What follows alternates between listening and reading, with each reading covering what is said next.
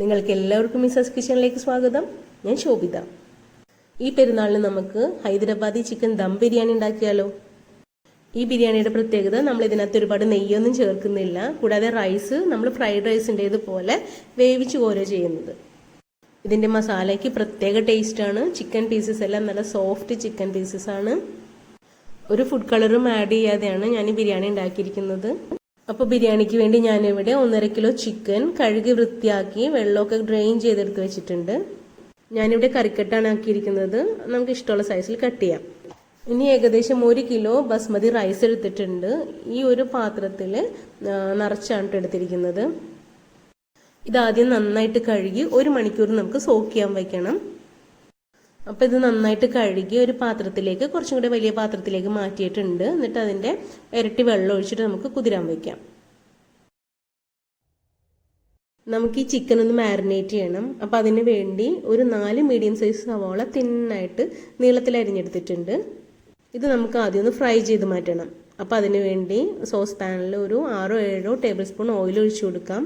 ഞാനിവിടെ rice bran ഓയിലാണ് ഒഴിച്ചു കൊടുത്തത്. സൺഫ്ലവർ ഓയിലോ അല്ലെങ്കിൽ സ്മെല്ലില്ലാത്ത ഏത് ഓയിലോ ഒഴിച്ചു കൊടുക്കാം. ഇനി സവാളയുടെ പകുതി നമുക്ക് ഇതിനകത്തേക്ക് ഇട്ട് കൊടുക്കാം. ഇട്ടൊന്ന് ഫ്രൈ ചെയ്തെടുക്കാം. ഹൈ ഫ്ലെയിമിലാണ് ഇത് ഫ്രൈ ചെയ്തെടുത്തത്. ഒരുപാട് ഓയിൽ വേസ്റ്റ് ആവാതിരിക്കാനാണ് കുറച്ച് ഓയിൽ മാത്രം ഒഴിച്ചു കൊടുത്തത് കേട്ടോ. നമ്മൾ ചിക്കൻ റെഡിയാക്കുന്നത് ഈ പാനിൽ തന്നെയാണ്. അപ്പോൾ സവാള മൊത്തം 2 തവണയായിട്ട് ഫ്രൈ ചെയ്തെടുത്തിട്ടുണ്ട്. ഇനി നമുക്കിതൊന്ന് നിരത്തിയിട്ട് കൊടുക്കാം. പെട്ടെന്ന് ചൂടാറുകയും ചെയ്യും, പിന്നെ ഈ സവാള കുറച്ച് ക്രിസ്പി ആയിട്ടിരിക്കുകയും ചെയ്യും. ഇനി നമുക്ക് വേണ്ട എരിവനുസരിച്ച് 8-10 പച്ചമുളക്, ഒരു ചെറിയ കഷ്ണം ഇഞ്ചി, ഒരു കുടം വെളുത്തുള്ളി നമുക്ക് നന്നായിട്ട് ക്ലീൻ ചെയ്തിട്ട് ചതച്ചെടുത്തിട്ട് വരാം. ഇത് ചിക്കനിൽ ഇട്ട് കൊടുക്കാം. ഒരു പിടി മല്ലിയില ചെറുതായിട്ട് കട്ട് ചെയ്തത് അതും ചിക്കനിൽ ഇട്ട് കൊടുക്കാം. മല്ലിയിലയിലും കുറച്ച് കുറവ് പുതിനയില അതും കട്ട് ചെയ്തിട്ട് കൊടുക്കാം. ഫ്രൈ ചെയ്ത് വെച്ച സവാളയുടെ പകുതി കൈകൊണ്ടൊന്ന് ക്രഷ് ചെയ്തിട്ട് അതും ചേർത്ത് കൊടുക്കാം. ഇനി ഒരു ചെറിയ നാരങ്ങയുടെ പകുതി പിഴിഞ്ഞ് അതിൻ്റെ നീര് ചേർത്ത് കൊടുക്കാം. ഇനി ഞാനിവിടെ 1 ടീസ്പൂൺ നിറച്ചെടുത്തിട്ടില്ല, കുറച്ച് കുറവാണ്. മഞ്ഞൾപ്പൊടി ചേർത്ത് കൊടുക്കുന്നുണ്ട്. മഞ്ഞൾപ്പൊടിയുടെ കുത്തൊന്നും ഉണ്ടാവില്ല. നമുക്ക് 1 ടീസ്പൂൺ വരെ മഞ്ഞൾപ്പൊടി ചേർത്ത് കൊടുക്കാം. അതുപോലെ മഞ്ഞൾപ്പൊടി കുറച്ച് കൂടുതൽ ചേർത്താൽ നമുക്ക് ആർട്ടിഫിഷ്യൽ കളറൊന്നും ആഡ് ചെയ്യേണ്ടി വരില്ല. ഇനി ഇതിനകത്തേക്ക് ഒരു 2 ടീസ്പൂൺ മുളക് പൊടി ചേർത്ത് കൊടുക്കാം. 1 ടീസ്പൂൺ നിറച്ച് ഗരം മസാലപ്പൊടിയും കൂടെ ചേർത്ത് കൊടുക്കാം. വീട്ടിൽ പൊടിച്ച ഗരം മസാലപ്പൊടിയാണ്. ഇനി 1.5 ടീസ്പൂൺ നെയ്യ് ചേർത്ത് കൊടുക്കാം. ആവശ്യത്തിന് ഉപ്പ് ചേർത്ത് കൊടുക്കാം. ഇനി 1 കപ്പ് തൈരും കൂടെ ചേർത്തിട്ട് ചിക്കൻ നന്നായിട്ട് കുഴച്ച് വയ്ക്കണം. അപ്പോൾ ഈ പാത്രം കുറച്ച് ചെറിയ പാത്രമാണ്. നമുക്ക് അല്പം കൂടി വലിപ്പമുള്ള പാത്രത്തിലേക്ക് ചിക്കൻ മാറ്റിയിട്ടിട്ട് 1 കപ്പ് തൈരും കൂടെ ചേർത്ത് നന്നായിട്ടൊന്ന് കുഴച്ചെടുക്കാം. തൈര് ചേർക്കുന്നത് കൊണ്ട് ചിക്കൻ വെന്ത് കഴിയുമ്പോൾ നല്ല സോഫ്റ്റ് ആയിരിക്കും.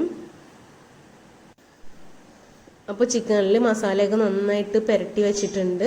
ഇനി നമുക്ക് ഇതൊരു 1/2 മണിക്കൂറെങ്കിലും കുറഞ്ഞത് റെസ്റ്റ് ചെയ്യാൻ വയ്ക്കണം. സ്റ്റീലിൻ്റെ കുറച്ച് കട്ടിയുള്ള ചെരുവത്തിലാണ് നമ്മൾ റൈസ് വേവിക്കുന്നത്. റൈസ് ബസ്മതി റൈസ് സോക്ക് ചെയ്യാൻ വെച്ചിട്ട് ഇപ്പോൾ ഏതാണ്ട് 3/4 മണിക്കൂർ ആയിട്ടുണ്ട്. അപ്പോൾ ആദ്യം നമുക്കിതിനകത്ത് വെള്ളം വയ്ക്കാം തിളപ്പിക്കാനായിട്ട്. അപ്പോൾ നമ്മൾ അരി അളന്ന പാത്രത്തിൽ 5 പാത്രം വെള്ളം, 1 പാത്രം അരിക്ക് 5 പാത്രം വെള്ളമാണ് ഞാൻ തിളപ്പിക്കാൻ വെക്കുന്നത്. നെയ്ച്ചോറാണ് നമ്മൾ വയ്ക്കുന്നതെങ്കിൽ ഇരട്ടി വെള്ളമായിരിക്കും. 1 പാത്രം അരിക്ക് 2 പാത്രം വെള്ളമായിരിക്കും വെക്കുക. ഇതിപ്പോൾ 5 പാത്രം വെള്ളം വയ്ക്കണം. കാരണം വെള്ളത്തിൽ കിടന്ന് വെന്തിട്ട് നമ്മൾ കോരി മാറ്റുകയാണ് ചെയ്യുന്നത് റൈസ്.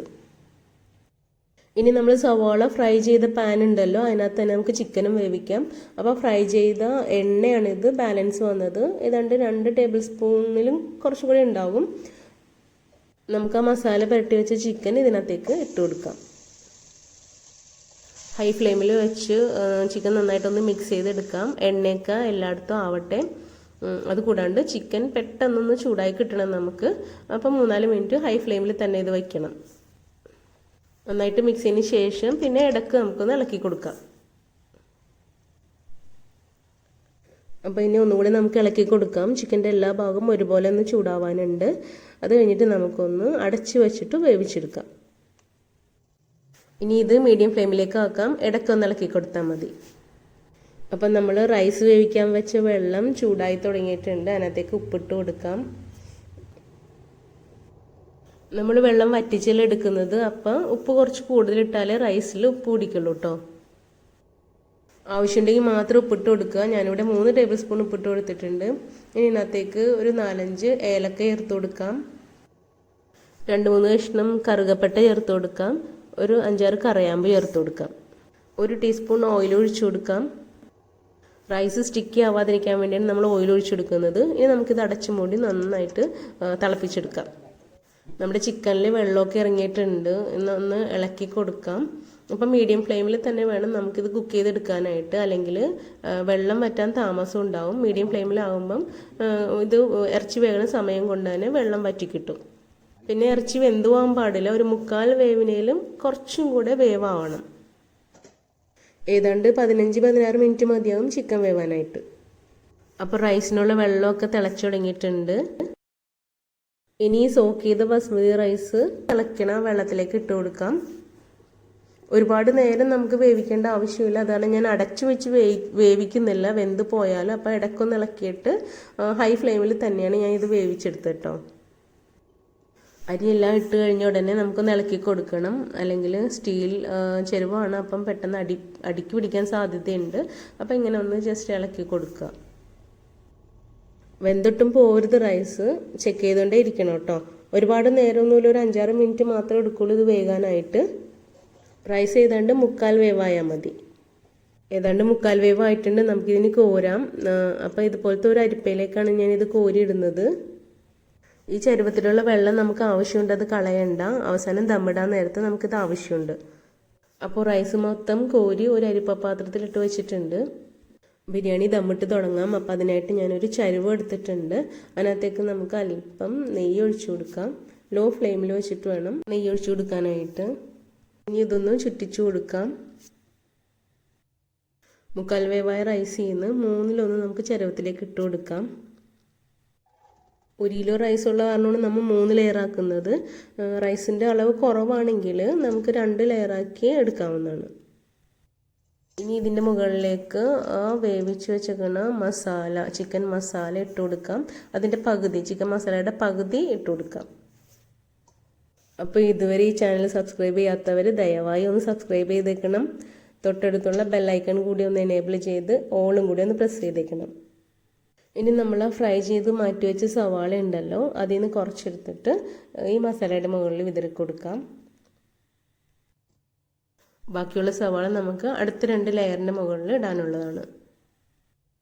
ഇനി ഇതിൻ്റെ മുകളിൽ ചെറുതായിട്ട് കട്ട് ചെയ്ത് വെച്ച മല്ലിയിലയും പുതിനയിലും ഇട്ട് കൊടുക്കാം.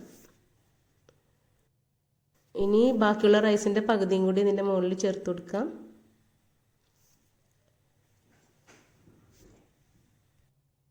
ബിരിയാണിക്ക് കുറച്ചുകൂടി കളർ കിട്ടാനായിട്ട് വേണമെന്നുണ്ടെങ്കിൽ ഫുഡ് കളർ ചേർത്ത് കൊടുക്കാം. പക്ഷെ ഞാനതൊട്ടും ചേർത്ത് കൊടുക്കുന്നില്ല.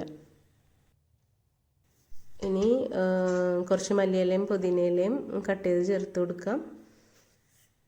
നമ്മൾ സവാളയുടെ പകുതി എടുത്ത് വെച്ച സവാളയുടെ പകുതി ചേർത്ത് കൊടുക്കാം. ഇനി ബാക്കിയുള്ള മസാല കംപ്ലീറ്റ് ഇതിനകത്തേക്ക് ഇട്ട് കൊടുക്കാം. വീണ്ടും ബാക്കിയുള്ള റൈസ്, കുറച്ച് റൈസും കൂടെ ബാക്കിയുണ്ട്, അതും കൂടെ മുകളിൽ ഇട്ട് കൊടുക്കാം. മല്ലിയില പുതിനയില വിതറി കൊടുക്കാം. ഇനി അവസാനമായിട്ട് 1 ടേബിൾ സ്പൂൺ നെയ്യ് ഒഴിച്ചു കൊടുക്കാം. ബാക്കിയുള്ള ഫ്രൈ ചെയ്ത് വെച്ച് സവാളയും കൂടി ഒന്ന് വിതറി കൊടുക്കാം.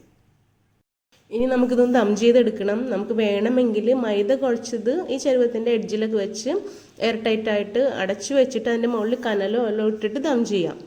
ഇതിപ്പം നമ്മൾ കുറച്ചളവിലല്ലേ ബിരിയാണി ഉണ്ടാക്കുന്നുള്ളൂ. അപ്പോൾ ബിരിയാണി മൂടി വെച്ചിട്ട് നമ്മൾ റൈസ് വേവിച്ച വെള്ളം, ആ ചെരുവം ഉണ്ടല്ലോ, ആ ചെരുവം ഇതിൻ്റെ മുകളിൽ വെയിറ്റായിട്ട് വെക്കാം. അപ്പോൾ ആ വെള്ളത്തിൻ്റെ ചൂടും നമുക്ക് ഈ ബിരിയാണിയിലേക്ക് കിട്ടിക്കോളും. വെള്ളത്തിൻ്റെ ചൂട് കുറഞ്ഞെങ്കിൽ ഒന്നും കൂടി ചൂടാക്കിയിട്ട് ഇതിൻ്റെ മുകളിൽ വെയിറ്റായിട്ട് വെച്ചിട്ട് വളരെ ലോ ഫ്ലെയിമിൽ 10-12 മിനിറ്റ് വരെ നമുക്ക് ദമ്മിടാം. അപ്പം നമ്മുടെ ചിക്കനും റൈസൊക്കെ കറക്റ്റ് വേവായിട്ടുണ്ടാകും. ഇനി നമുക്കിതൊന്ന് തുറന്ന് നോക്കാം. അപ്പം നല്ല അടിപൊളിയായിട്ടുണ്ട്. റൈസൊക്കെ നന്നായിട്ട് വിട്ട് തന്നെ കിട്ടുന്നുണ്ട്. ഇതിപ്പം റെസ്റ്റോറൻറ്റ് സ്റ്റൈലിൽ ബിരിയാണി ആയിട്ടുണ്ട്. നല്ല സൂപ്പർ ടേസ്റ്റാണ് ഈ ബിരിയാണിക്ക്. അപ്പോൾ തീർച്ചയായും നിങ്ങളെല്ലാവരും ഇതുപോലെ ഒന്ന് ബിരിയാണി ഉണ്ടാക്കി നോക്കണം. ഇതിനു മുമ്പിട്ട ചെമ്മീൻ, ചിക്കൻ, ബീഫ് ബിരിയാണിയുടെ വീഡിയോസും ഇറച്ചിച്ചോറിൻ്റെ വീഡിയോസൊക്കെ നിങ്ങളെല്ലാവരും ഒന്ന് കണ്ടു നോക്കണം. നിങ്ങളുടെ അഭിപ്രായങ്ങളും നിർദ്ദേശങ്ങളും എന്നെ കമൻറ്റ് ബോക്സിൽ അറിയിക്കണം. ഈ വീഡിയോ ഇഷ്ടമായാൽ ലൈക്ക് ചെയ്യാനും ഷെയർ ചെയ്യാനും മറക്കരുത്. താങ്ക്